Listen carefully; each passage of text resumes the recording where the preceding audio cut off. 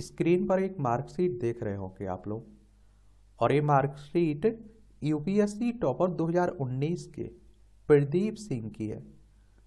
और आप देखेंगे इन्होंने टोटल नंबर 1072 लाकर पहली रैंक हासिल की थे, यानी कि यूपीएससी टॉपर बने थे 2019 में।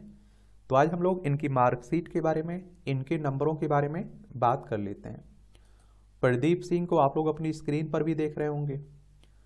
आप सभी जानते हैं, देखिए सिविल सर्विस एग्जाम 3 स्टेज में होता है। सबसे पहले आप लोग देखते हैं कि प्रीलिम्स होता है, और प्रीलिम्स में आप लोगों को 2 पेपर देखने को मिलते हैं। एक पहला पेपर होता है जीएस के नाम से जिसे जानते हैं, जो आप देखते हैं 100 क्वेश्चंस रहते हैं, 200 नंबर का रहता है, और इसी के आधार पर आपकी कट ऑफ बनती है और आप लोग मुख्य परीक्षा में पहुंच पाते हैं।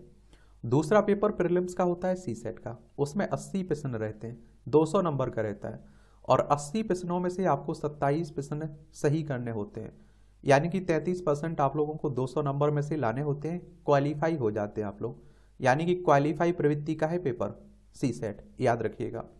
फिर आप देखते हैं कि आपकी मुख्य परीक्षा होती है, और मुख्य परीक्षा में आप देखते हैं कि पेपर ए या पेपर का के नाम से भी जानते हैं। इसमें आप देखते हैं कि 300 नंबर का रहता है, क्या 300 नंबर का रहता है, और संविधान की 8वीं अनुसूची में समृद्ध भाषाओं में से उम्मीदवार द्वारा चुनी गई कोई एक भाषा आपको लेनी होती है, और इसमें भी ये भी क्वालिफाइंग प्रवृत्ति का पेपर है। 300 में से आपको 25% नंबर लाने होते हैं, यानी कि 75 नंबर अगर आप 300 में से ले आते हैं तो आप पास कर लेते हैं, क्वालिफाई कर जाते हैं पेपर ए को। पेपर बी यानी पेपर खा अंग्रेजी का होता है, ये भी 300 नंबर का रहता है, और इसमें भी आप लोगों को 25% नंबर लाना होता है, यानी कि ए भी क्वालिफाई प्रवृत्ति का पेपर है। अगर 300 में से 75 नंबर आप ले आते हैं तो पास हो जाते हैं।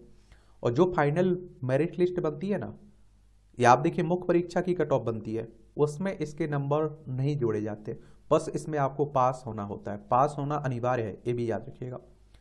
अगर हम लोग मेरिट बेस पेपर की बात करें तो निबंध का होता है पहला पेपर, 250 नंबर का रहता है। ये मेरिट बेस पेपर जिनके आधार पर आपकी कट ऑफ बनती है और आपको कोई पद मिलता है, कोई रैंक मिलती है।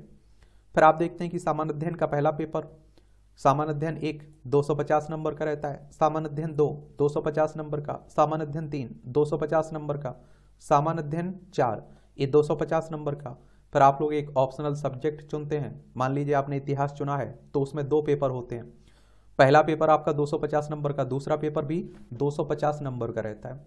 और इस तरह से आप देखेंगे मुख्य परीक्षा 1750 नंबर की होती है, और इंटरव्यू के 275 नंबर और जोड़ दीजिए। इस तरह से टोटल 2025 नंबर के आधार पर आपकी कट ऑफ बनती है, मेरिट लिस्ट बनती है, और आपको कोई पद दिया जाता है।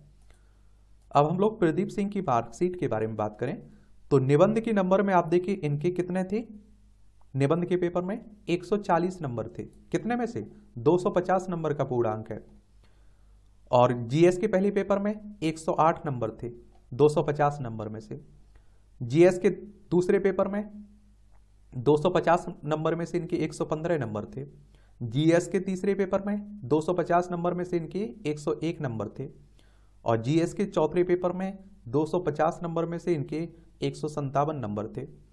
अब आप देखिए इनका ऑप्शनल क्या था, पब्लिक एडमिनिस्ट्रेशन, और इसमें पहले पेपर में इनके 148 नंबर थे 250 नंबर में से, और ऑप्शनल के दूसरे पेपर में 145 नंबर थे इनके 250 नंबर में से, याद रखिएगा।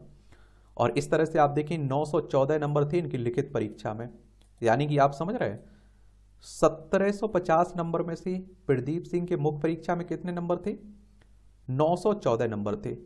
और जो इंटरव्यू आपका होता है 275 नंबर का, इसमें इनके नंबर कितने थे, 158 नंबर थे इनके इंटरव्यू में। और इस तरह से टोटल इनके 1072 नंबर थे, कितने नंबरों में से, 2025 नंबर में से इनके नंबर कितने आए थे, 1072 नंबर थे, और इन्होंने पहली रैंक हासिल की थी, टॉपर बने थे। और किसी की मार्कशीट के बारे में बात करनी हो तो उसका नाम आप लोग बता सकते हैं। बाकी मेरी तरफ से शुभकामनाएं हैं, आप लोग भी मेहनत करते रहिए और ईमानदारी से मेहनत करिए। देखिए